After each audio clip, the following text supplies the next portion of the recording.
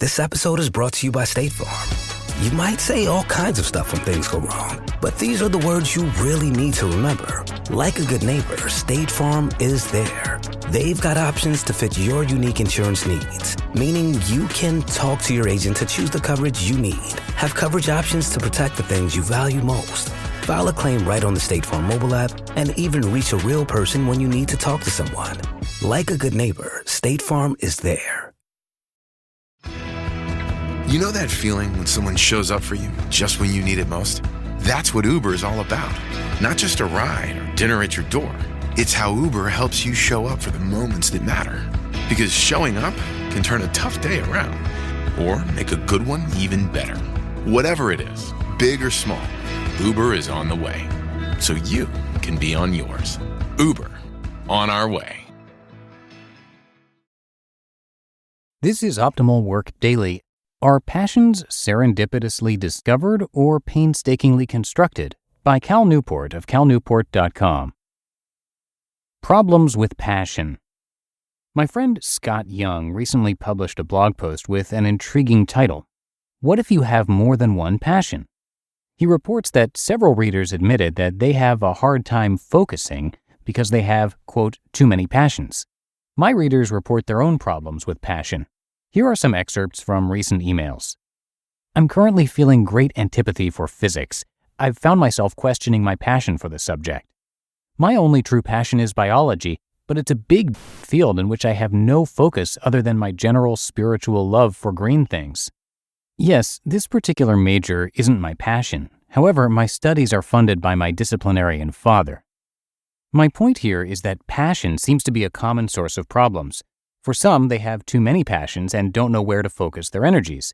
For others, it's the lack of a passion, or maybe a belief that their particular passion won't bring them somewhere worth going. In this short post, I want to share a new way of looking at this troublesome concept. What is passion? Common to most people's thoughts about passion are the following three foundational beliefs. 1. To feel passionate about something is to be engaged and fulfilled by working on it, and to feel a desire to return to it whenever possible. 2.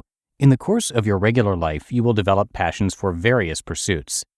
3. You will live a much happier life if you can align your studies as a student or career as a graduate with one of your passions. Here's the hypothesis I've been developing recently. 1 and 3 are true, but 2 is false, and it's this common misperception that allows passion to wreak so much havoc. Redefining passion. Based on my own anecdotal experiences working with students and young graduates, I would offer the following alternative definition of passion and where it comes from.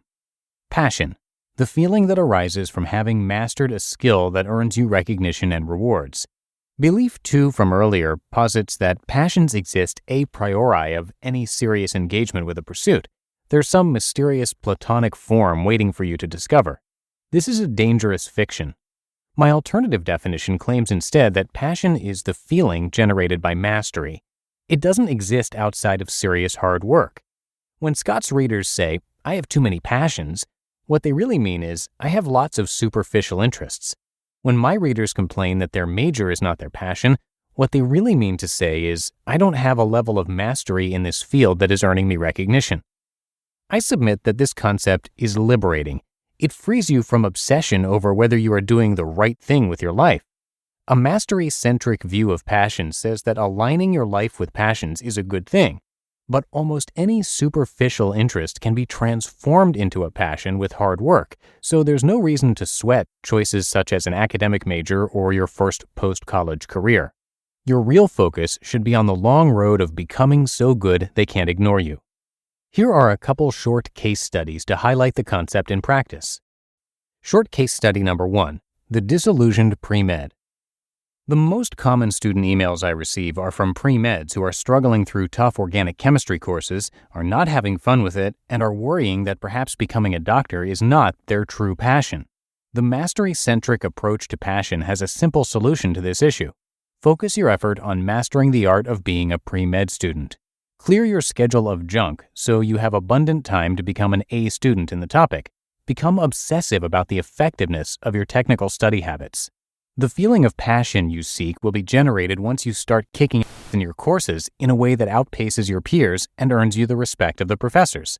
Until then, of course you're not going to feel warm and fuzzy. At this early point in your student career, becoming a doctor is just a superficial interest. You have to build a recognized skill to transform it into something more. Short case study number 2, the bored programmer. Let's tackle a non-academic example. Imagine a young man working in a web development firm. His days are spent hacking CSS and doing some mild JavaScript programming. The pay is fine and the projects are interesting enough, but a feeling of dread is starting to tinge his daily commute. I'm not passionate about this, our fictional programmer thinks. Do I really want to spend the rest of my life doing the first random job I stumbled into, even if I don't love it?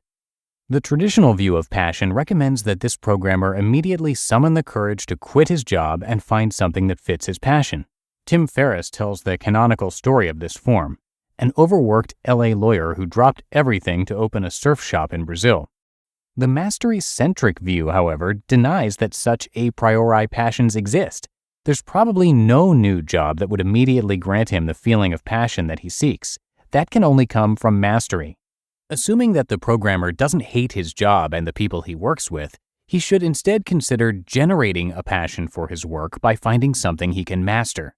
For example, over the next couple of years, he might put in serious time to become a Ruby on Rails expert, allowing his company to branch off into more complicated projects and earning him more respect, pay, and flexibility in the process. Gaining this mastery could transform his view of his job as something he tolerates to something he loves, and it will accomplish this feat with more certainty than a sudden move to Brazil. A hypothesis develops. I present these ideas with the caveat of hypothesis. I've recently begun an extensive effort to dive into the research literature surrounding these issues. I've encountered some relevant studies when researching my upcoming book and vowed to return. Expect to hear more on these topics as I continue my exploration. You just listened to the post titled, Are Passions Serendipitously Discovered or Painstakingly Constructed? By Cal Newport of calnewport.com. Spring savings are in the air and at Ross, where they have savings on all the brands you love. From the latest fashion to outdoor decor and even pet supplies, savings are in every aisle. Go to Ross and save 20 to 60% off other retailers' prices on your favorite spring finds. Out here, there's no one way of doing things. No unwritten rules. And no shortage of adventure. Because out here, the only requirement is having fun. Bank of America invites kids 6 to 18 to golf with us. For a limited time, sign them up for a free 1-year membership, giving them access to discounted tee times at thousands of courses. Learn more at bankofamerica.com/golf with us. What would you like the power to do? Bank of America. Restrictions apply. See BofA.com/golf with us for complete details. Copyright 2025 Bank of America Corporation. And thank you to Cal for letting us share his post today. To tell you a little bit about him, Cal is an associate professor of computer science at Georgetown University, and he's the New York Times best-selling author of 7 books. His most recent, A World Without Email, talks about radically reimagining work so we can get past constant communication. So it's a really interesting subject. Digital Minimalism is also a popular book of his, which is regularly referenced on our podcast Optimal Living Daily, which covers minimalism, and that one's all about being more selective about the technologies we adopt in our personal lives. And another, Deep Work, is also super popular. It shares how focus is the new IQ in the workplace. So you can check those out as well as his popular blog and much more on the Study Hacks blog at calnewport.com, along with his podcast, which is called Deep Questions. And thanks again to Cal for letting us share his work across our network of podcasts.